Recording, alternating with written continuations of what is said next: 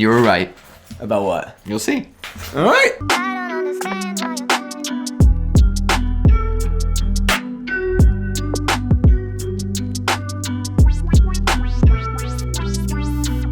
What is up, Watch fam? I am Christian, the curator of the Theo and Harris Watch Shop. My name is Michael, and this video is sponsored by Carrot. Stay tuned. Oh, Nah, you motherfucker. This video is sponsored by Carrot. Stay tuned because you were giving away some straps for Carrot. Terrific. And maybe more. Who knows? Okay, if you guys are new to the channel, this is basically a podcast format, series that we do. We're going to hit a couple of subjects today. We're going to talk about Audemars Piguet's new watches that compete with Rolex in an odd way, which is really not the intention of AP. AP is supposed to be higher than Rolex, but they're going a little bit more entry. Very interesting. Yes, I'm looking forward to seeing all the details. Yes. We're talking about Tom Brady's retirement and his IWC relationship, particularly the watch he just wore. Yep. And we're actually going to start off with a conversation about Piaget. I just found a really great Piaget online that I purchased that is museum quality, and we kind of discuss whether or not I can even keep a watch that's museum quality because I just don't think I'm there yet. But we'll talk about that. Could be. We'll talk about that in a little bit. Fresh. So, all right, let's do it.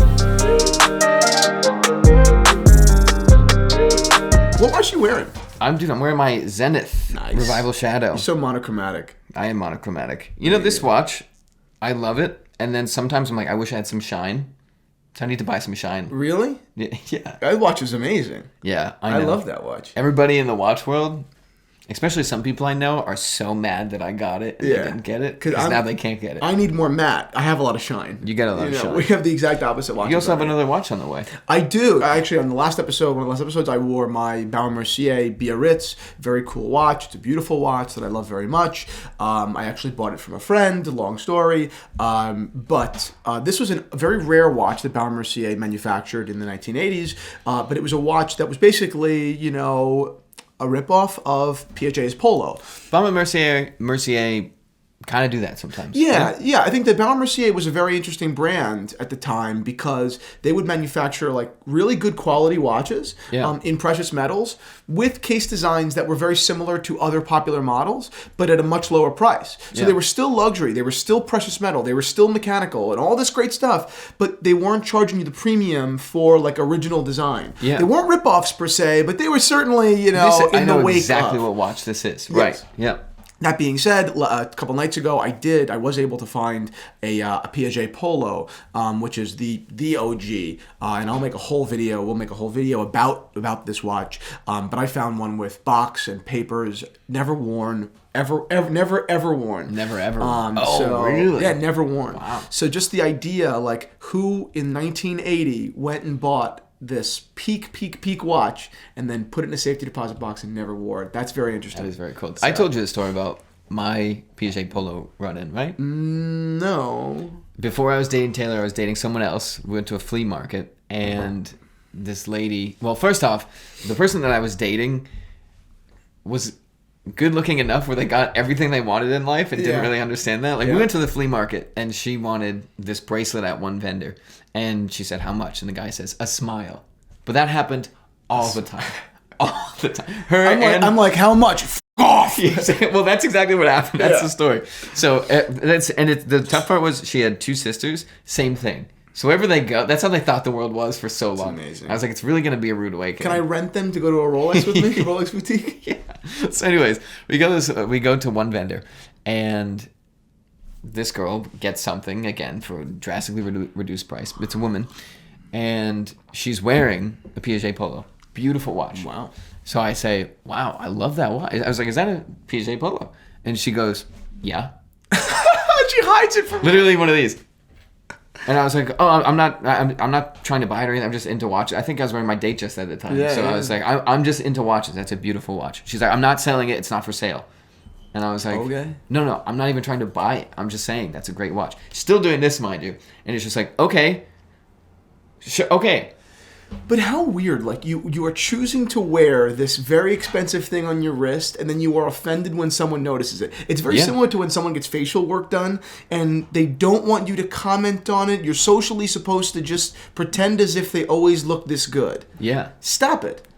Your eyebrows look great. You look phenomenal. Your chin looks amazing. Like all your wrinkles have disappeared. It's incredible. Yeah. Let's not pretend as if you always look that way. Right. But if you say it, then it's bad manners. It's You. Anyway, so I always remember that. And you know how you said you need enemies? That's mine. Yeah, exactly. Anyway, so I found this watch. It's going to be phenomenal. I don't know if I'm going to keep it. I am certainly going to buy a Piaget Polo for myself. I don't know if I'll keep this one just because. You're kind of fluid. What? Just because I did like 6 tabs of acid for the first time, yeah. And now I realize permanence isn't really like my thing.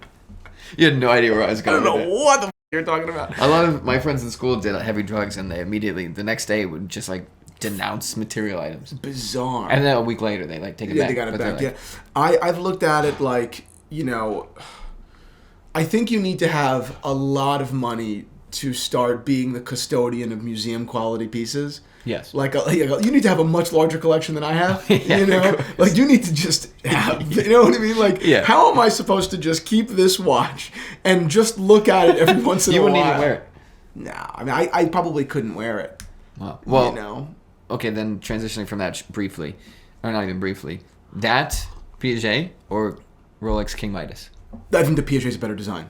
Yeah, and Elvis had the King Midas. He dove in the water with it. He dove in the water with it. That's right. That's but cool. Yeah, which is super cool. That's the same guy that has the museum collection of watches. Tom Brady retired again. Tom Brady retired again. Do you think it's for good this time? No, probably. Right? He lost so much money in FTX. Yeah, he's like, I got to start throwing balls again. Did you see the video he posted about his retirement? Yeah. The beginning's funny, and then it does get very sentimental. But he's just like, I kind of did this already, so I know it's like not special. Like, I'm not going to make a big speech that I'm retiring again. Yeah, right. Which is hysterical. It reminded me of when Taylor was flying to Denmark. And we were both crying, and she like got out of the car and went into the airport, and then it was the wrong terminal. So she came back, and I was like, "Oh, what's up?" And what's then, going on? Drove her to the right terminal. Do this again? Then she went in and like still sad, and she had to come back because she like had to grab something else. So I was like, "Hey, how many goodbyes are we doing?" Completely lost. So Tom Brady kind of acknowledges that, and then he does get like choked up, and then it should choke. I feel like any person in the world up because he literally says like, "You allowed me to live my dream." Yeah. And very few people in the world can. Truthfully say that. Yeah. And then you look at someone like that and you're like, wow, you are like, yes, we allowed you, but you are a lucky man. Yeah, I definitely agree. You should definitely watch the video if you want to. I will. You want to be disappointed if you haven't hit your dreams yet. Yeah, exactly. He's been an IWC partner for a long time. I think he's been a very good partner. Yeah. I think that he genuinely enjoys the watches. Yep. I see photos of him wearing them all the time off the field. Yep. And I think it's a very good partnership. And he just wore this remarkable hand-wound tourbillon Squelette. Reference 5462. What a watch! Phenomenal. I love this like subdial. I think the whole thing is just a great design. It looks like an art piece because it looks like, and you always say it's very hard to do skeleton. It's very hard to do skeleton tourbillon. Mm-hmm. This really looks like everything is placed exactly where it should be. We have some negative space. We have a lot to the right, but we have a little less to the left. Yeah. Beautiful. I think it's phenomenal. Also, this is one of the few times I will say, I don't know how long IWC has been with Tom Brady. Do you? It's been years. I don't know how many years. That is nice. Do you know what I mean? Together for so long? Well, no, like the retirement, like at that point, your partners are also part of this. Do you know what I mean? Yeah, I agree with like that. If we have a mutual contact at some company, and then 10 years from now we sell a company or whatever, we're done. It's like, oh, wow, that was, I've been with you this whole time. I wore your stuff the entire time. The only thing I change about this watch, and bold move, I'd remove the logo. You don't even need it. And I love IWC. Nothing wrong with their logo. Yeah. You don't even need it. That watch is so clearly an IWC, even without the logo. You don't even need it. What sells it to you as an IWC? I mean, okay, you'd have to be a watch guy, I guess. K-shape? The K-shape. Yeah, I mean, of course. Again, it's very, very difficult to become synonymous with a K-shape. Right. Okay? Yeah. Panerai has done it, but it was a little bit easier because that K-shape is so distinctive. Yep. The fact that IWC could be so... The fact that IWC's design is such a subtle departure from a regular Calatrava case, and yet still so specific to any level of a discerning eye, like I'm not... That is awesome. Yeah, that is especially because they have that Santoni strap partnership. Yep. If you have that case with a Santoni strap, which are again very distinctive. We saw Joe's. Yep. That thing's crazy. They're amazing. Oh yeah. They're amazing. So anyway, I thought it was great. I think that the watch is great. I'm not a New England fan, but Well, he wasn't at New England now anyway. But that was a weird. Yeah. Apparently, I don't. He'll follow always football. be New England to me. I don't follow football that much, but he went somewhere else. Yeah. Did not so good a job. It's the Bucks, and right? then re-retired. Yeah, he retired. Yeah, he's like, I'm out. That sucked, huh? Everybody's like, okay. Yeah. But yeah, anyways, that is TB, Tom Brady. I obviously grew up in Massachusetts, so I never followed football that much. But like, he has been always on my TV since I was a child. Get the fuck out! Yeah. I'm surprised that you never got into the What Patriots. surprises you about that? Yeah. I mean, I guess that I grew up, 30 minutes from Giant Stadium, and I wasn't like a huge football fan. Yeah. So I guess that makes sense. Yeah. Well, do you think that, because I thought he wasn't going to retire because of FTX, because he lost a boatload of People cash, are saying right? the divorce is for FTX. Everything's for FTX. Yeah. Did he have money in FTX? Yeah, like hundreds of millions of dollars, I think. Are you kidding? Yeah. I'm not really familiar with all that's going on there, so I'm not going to pretend to be an authority here. But I think that the legal soup that they're in is that not only was he a spokesperson for FTX, but I believe he also assisted in raising capital. And I think that is where... Can you throw a football at the investors? Yeah. Wow. Yeah. That's where he's found himself in a bit of a pickle. So we'll see what happens there. It's amazing that this jerk off, not Tom Brady, that Sam Bankman-Fried, was able to get away with all this. You know what's also amazing I hope he goes to on my jail. end, which is the stupidest thing in the world? What? I called this happening when this first started. And I still had $1 million in FTX. The dumb part is, I called everything happening, but I couldn't put the most easy, it's not even a puzzle piece, it's fit the square in the square. Yeah. I was like, this doesn't make sense. These high interest rates, I was like, if history repeats itself and these funds are not regulated or insured, there's going to be a bank run. Right. There has to be. It has to be. Did it ever occur to me that Celsius, FTX, all these people would be where the bank run was as they're offering 8% interest? Yeah. No. Yeah.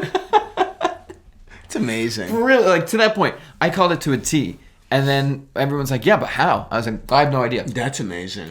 And meanwhile, there's literal billboards being like, FTX, 20% APY. This can't work. This can't work. But I never said this can't work. And anytime people ask me for business advice or entrepreneurship counsel, I always start off with saying I'm a good entrepreneur, but I have missed every easy opportunity to make millions of dollars ever. So take my advice. It's definitely good for the place that it exists, but get better, get also smarter people ask that have way larger around. macroeconomic understanding. Because I'm a really good boots on the ground entrepreneur. You're old school business. Old school business. Let's just make a couple of $1 million the hard way. Yep. Let's not make. I don't know how to make $30 million the easy way. I talked to a 13-year-old that was like, my dad lended me money for Dogecoin and was really scared, but I knew it was gonna work. So I made a couple million. Yeah. I was like, how about I kill myself? I had another guy. I'll keep him totally anonymous, but he was talking about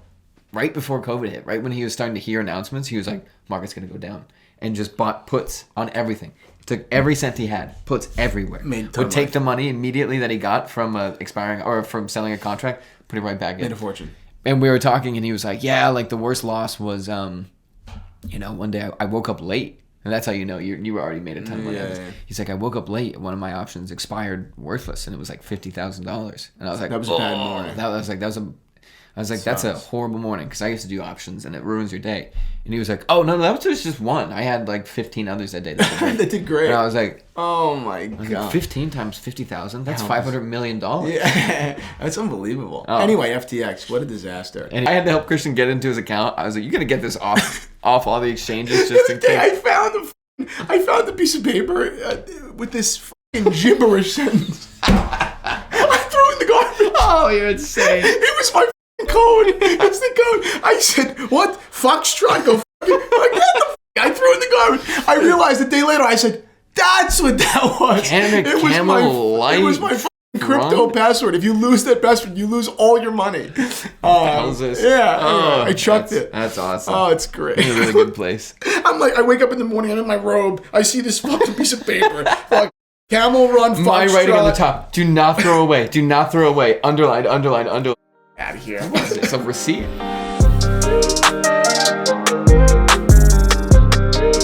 Today's video is sponsored by our friends over at Carrot. That is correct, and we are doing a giveaway, but also we're going to try our best, and so will the community, to make a collection of things that fit perfectly with watches. So you can see shoes, jackets, shirts, whatever. That's phenomenal. Yes. So if you don't know what Carrot is, you have a computer, right? I do have a computer. You ever open a bunch of tabs of different products that you really, really like, and you're done. You didn't buy anything yet, but you have 20 tabs open. Yep. What are you going to do with those later, right? So you keep them open, you put them to the side. It's a disaster, and you might lose them as well. Exactly. Carrot is a solution to that. You take all those tabs, you can put them in a collection on Carrot. You can have a watch collection, you can have a shoe collection, jackets, cooking wear, whatever it may be.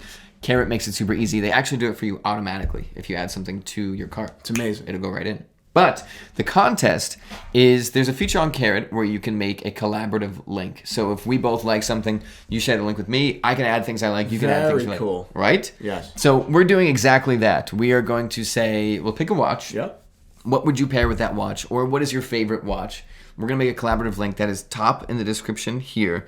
You click on that link and add either a watch that you like or something that you would wear with said watch. Very cool. You don't have to specify the watch. You could if you want to. But what is this? The shirt? This sweater. Spear McKay? Oh, Spear McKay. No way. Well. So you'd be like, okay, I had Spear McKay because I wear that with my gold watch. Exactly. Anything in that category, or really just clothing or anything like that, or a watch, add it in there. On March 3rd, the winner, the best item in that list, will get a strap. And 2 people will get that. That's amazing. That's fantastic. I'm going to do it myself as well. I'm going to add my pairings together, and you guys can take a look at that as well. This is going to be great. It actually, we did it on my channel, on the Iron Snail, and it's actually insane because it's all people that are very like-minded to you. Yeah. So all of a sudden you have this giant collection of things that you'll like. Yeah. I found like 6 different brands. And things that you didn't even know about. Exactly. Well, that's what I think is great about those collaborative links, right? It's just, it's similar to like Instagram's Explore when you get a really good recommendation. Yeah. It's like, oh, that was I would have never found that. And that's happened with you and I a lot. Michael has just this incredible like breadth of knowledge when it comes to clothing. And he'll, recommend something. And I'm just like, I literally never would have found that. I never would have found that on my own. Yeah. So I love that. I think that's, it's going to be very cool. So download Carrot. You need to be on Chrome or you could do it on iOS. Yep. All you have to do is once you download it, follow our link. You'll have the collection. Right click on an item and just add it to that collection. You can add more than one item, but try and keep it to 2 or 3 max because I'm assuming a lot of people will. So add your best of the best items. All right. Who's going to win? Let's find out. All right, AP, come on. AP, okay, we'll go over some... Enough dicking around. Honestly. We'll go over some of the easy ones first, and we'll go over the Rolex. Yep. Competitive, it's not a competitive, whatever. Opening up, Offshore's 30th anniversary, blacked out ceramic Offshore. Let me tell you something. One of the first things that people notice when they see an AP up close, the mind trick is, well, how do they get the screws in? Right? Yeah. And I always looked at that and said, who gives a you're paying them $30,000 to pull a little magic trick. Right. They're gonna figure it out. Yeah. I had an uncle that anytime a magician was around, they would. The magician would get pissed off. How many times a magician around? But kids' birthday parties, whatever. And they would go, "How do you think he did it?" He goes, "I don't know. It's magic." And they said, "Doesn't that drive you nuts?" He goes, "No, it's magic." Why would that bother me? I don't care. That's what he does for a living. Magic. He has magic. I'm gonna figure this out? No. If I could, I would. If I could, I would. I'd be a fucking magician. That's hysterical. Anyways, 30th anniversary, all blacked out, ceramic, very thick though, 15.4 millimeters thick. Yeah. That's a thick watch. That's a thick watch. That kind of, to me, not that I'm in this market right now, but I'd be like, really? It's that thick? It's that thick. But that's what guys want. There's a large demographic of people that say, they want girth. No, there's a large. I can't even help myself. There's a large demographic of people that really like a large, thick fucking watch. Yeah. I use my dad's friend as a Tory all the time. He's a good example. He fucking like a Submariner is a small watch on him. He's on order on one right now, and he doesn't realize that he actually wants a Sea Dweller. Like, he doesn't even know that yet. That's crazy. My dad always says that he's half elephant. Like, because his wrist is that big. It's bigger than Big Wrist John. Wow. Yeah. Big Wrist John has literally a wrist so big that if I put a bracelet on, it will fall off my hand. Yeah. You could actually slip it off, yeah. Yeah. But, yeah, for me, I guess for little Michael here, 15.4 is a tank. That's I agree with thick watch. But Flyback chronograph, that's cool. And think of the proportion. I mean, 42 isn't even that big. No, that's what I mean. Yeah. It gets to a point where I'm like, it's a hockey puck. I get that there are very large men where it's like fine, but I'm like, don't you want to have something that feels very sleek and cool? Like, don't you want to have like boyfriend size? Boyfriend size. But yeah, that to me. I'm like, oh, even if I had that money, I'd be like, this is so close to being cool. Right. But anyways, funniest part, obviously, surprisingly, Hodinkee did not say live you picks have that pricing. money. Why would you even say that? How much is this? I don't know, 30 grand? This is 30 grand? Yeah. I've never felt richer in my life. I thought this was like 100 and something. No, it's a chronograph. Let me see. It's a chronograph. No one likes a chronograph. What could it be? It's limited. So maybe what could they possibly charge? 50 just because it's limited? 70. That is overpriced. Whoa! That is overpriced.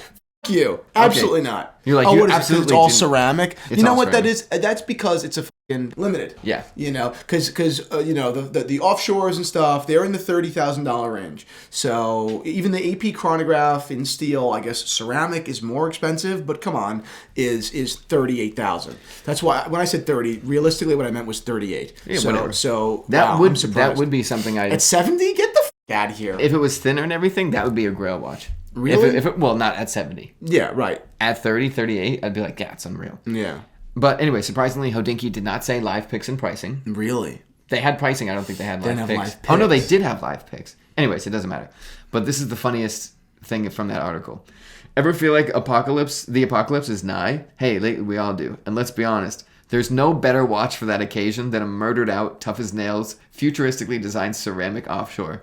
Yes, there is. Yes, there is. Yes, there is. It's called the Casio. You mean it will break like a mug? Yeah, right. Yeah, it'll break like a mug. Exactly what I want. That's great. Apocalypse. What watch are you wearing right now? Okay, right now, let's say you're home. You're in Brooklyn, which, by the way, worst place for an apocalypse. You're like, why are you taking my TV? There's no electricity. Oh, I had a feeling I was going to get robbed today. Yeah. I brought all my watches with me. Good for you. Yeah. Good for you. I mean that. That's good. Yeah. Good Weird. Right before I was about to, I was like, I'm going to get robbed today. I don't know why. I know I'm going to get robbed. Holy I just grabbed it. Yeah. Wow. That is nuts. Anyways, yeah. What am I going to wear? Probably a solar G-Shock. In the actual apocalypse, I was setting it up better, right? So you're in Brooklyn, you're home. It's maybe you're steeping your tea. Your mother calls you, or whoever calls you, and says, there's going to be an apocalypse in an hour. You're like, Mom, how do you know? What do you do? What do you do? And what watch do you grab? That should be the last thing you do. But which watch do you grab? Oh, Mikey, think that question is hard. Well, you know why I switched? Because the G-Shock that I have is not solar, and the battery's been going for like 4 years, so it's gonna die. Oh, Are you okay? That's stupid. Probably this, but also that. What do you do? I recently had a conversation with my friend about that because I saw a movie where people were gonna die, and it was like this shot of like everybody like hooking up. And I was like, are you kidding? It's the last thing I would do. I'm going to call my parents and cry in the corner. Like, I'm going to call my parents. I'm going to call Sex is Taylor. remarkably overrated. It's like... If I'm going to die in 5 minutes, I'm not going to look at some random person. I'm going to call my parents and the people 100%. I love and just weep in a corner. Yeah. I'm not... What do you think I'm going to do? No. I thought that was the stupidest... Like, there are very few people in the I world. immediately kill myself. False alarm. People did that with Orwell. Why? What? Oh, Orwell? Yeah. Really? The War of the Worlds. People actually killed themselves. Oh, my God. Yeah. I'll put up a fight something's unless there's a meteor. I'm not gonna try and punch the meteor, but I'll be like, well, I'll try my best. It's just a scary thing, like The Purge, like when people just break into the house and want to kill you. That's scary. That is scary.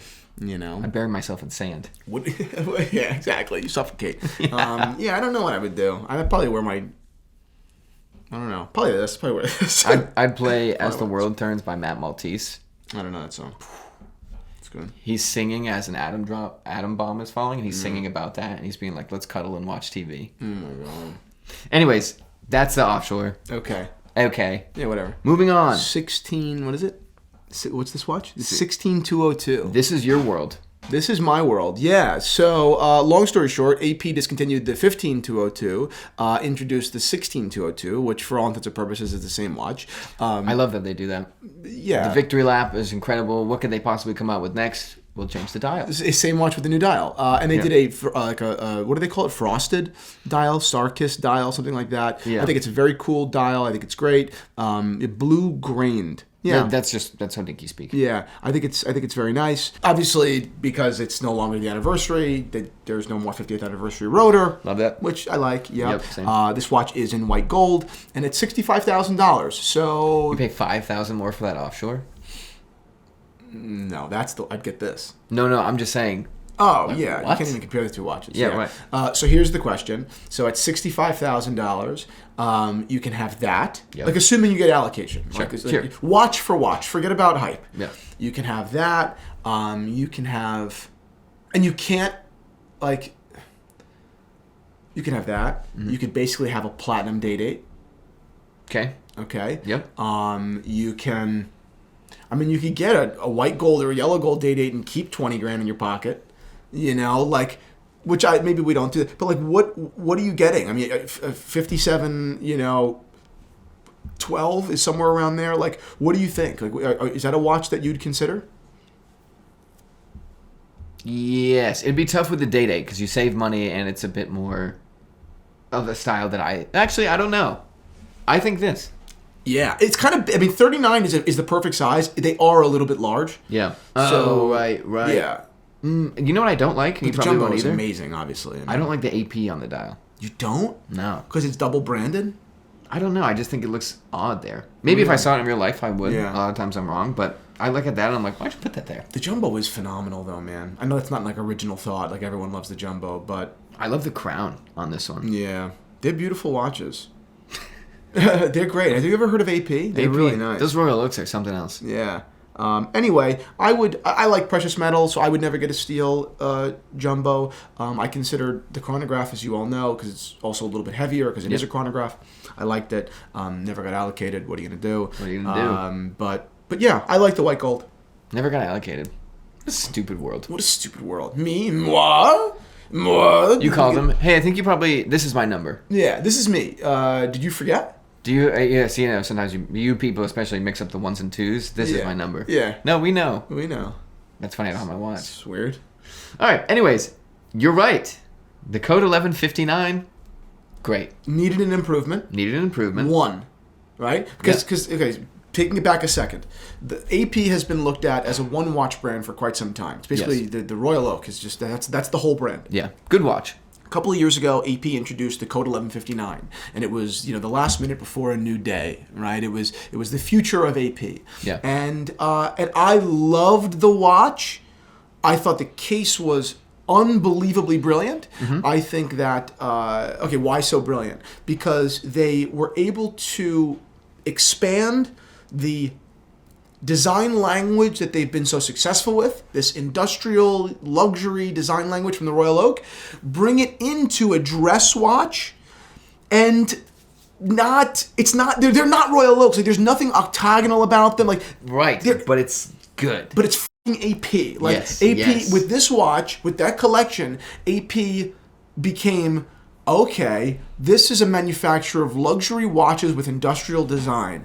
Not, this is a Royal Oak and like the other watch. Right. It made the company seem larger and more dynamic. It made them larger and more dynamic. Yeah. But the dials missed. The dials were very naked. They were very barren. They missed. This is the new improvement. Woo! This takes the watch to the future. Phenomenal job, AP. 41 millimeters, 10.7 millimeters thick, 18 karat gold rotor. And yet, chronograph I think is 12.6. But amazing. Offered in stainless steel. Yes. For the first time. $21,000? For the time only. Oh, how much is chronograph? I believe it's $30,000. Okay. But still okay. $30,000 is so right now on the market, $25,000 is a Daytona. That's what I mean. This is where the competitive comes from. That's insane. Can you get a code 1159?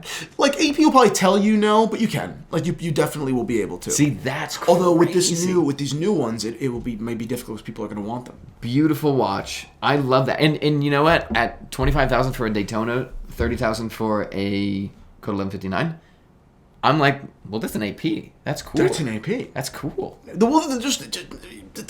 quality. I mean, it's a different watch. It's a different watch. I mean, it's a different You're level paying of watch. $30,000 for an AP. You're Yes. getting gouged. Yes. For a Daytona. Yes. Wait, gouged, you know what I mean? No, it's gouged. But that, I look at, especially that green one, I'm like, wow, that is cool. Phenomenal That watch. is cool. Now, $30,000 Yep. compared to Patek Philippe is selling you their Calatrava for about the same number. And that is a time only, you know, I think relatively speaking, underwhelming watch, relatively speaking, at the same number essentially. Mm-hmm. You know, AP is over delivering here. I obviously do like precious metal better, Of course. but the fact that they're delivering this steel luxury chronograph at 30,000, unbelievable. Come on. Time only at 20. Come on. It's amazing. That's crazy. I would love this watch. I know. I would love that watch. That's know. beautiful. Beautiful. Wow. Perfectly proportioned. You couldn't make that 39. Like that is a 41 millimeter watch through and through. That is the perfect size for it. Yep. I've tried on many 1159s. I've been so blown away by the case design. It's the case finishing. It's phenomenal. It's not super slim, but it's slim enough. It's like a balanced slimness. Yeah. Oh, I just saw that and I was like, okay, you're right. You're right. They're very masculine. You know, yeah. it's Oh, very. yeah. The sizing is right. The finishing is tough. It has just enough luxury. like AP being like, okay, well, it's not a flat dial. Like, Yes. obviously, we'll do this. Yes. But they did it right. Yes. That pattern, that circular pattern, is getting smaller as you go in. Yeah. Like, whew. It's almost like a ripple throwing a rock in the middle of in the water, and how the ripples get larger. You know, Yes, exactly. It's just beautiful how they did that, and I haven't seen that dial like done elsewhere either. Like they did a phenomenal job. Oh, yeah. I mean, and this is what we've been waiting for. I mean, this is it. I mean, this is what we've been waiting for. Yep. You know, they did Yep. a phenomenal job. Unbelievable. I can't wait to get mine in red gold. Red No, gold. I'm not gonna get mine. You're not going to get one? No, I'm not gonna get one, but it's beautiful. You'll never get a code 59? Code 1159? I mean, it is $30,000. You have the money. It's what again. I love the watch. A lot of people. It's a 41 millimeter chronograph. Nothing about that is me. Yeah. But I love the watch, and I can't wait to see them in the wild.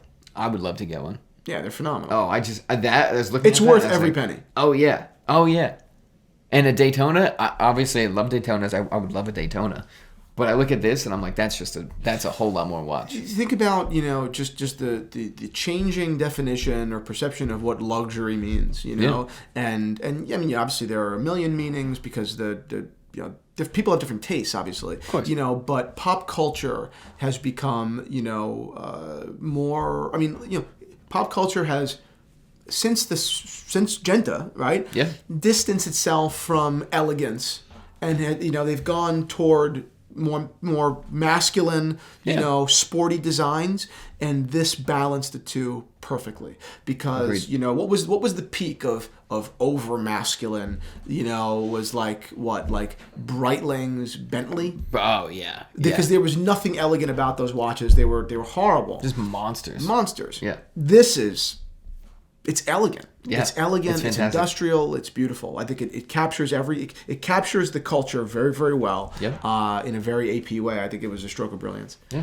And I think that's it. That's it. All right. Would you buy an AP 1159 or would you buy a Rolex Daytona?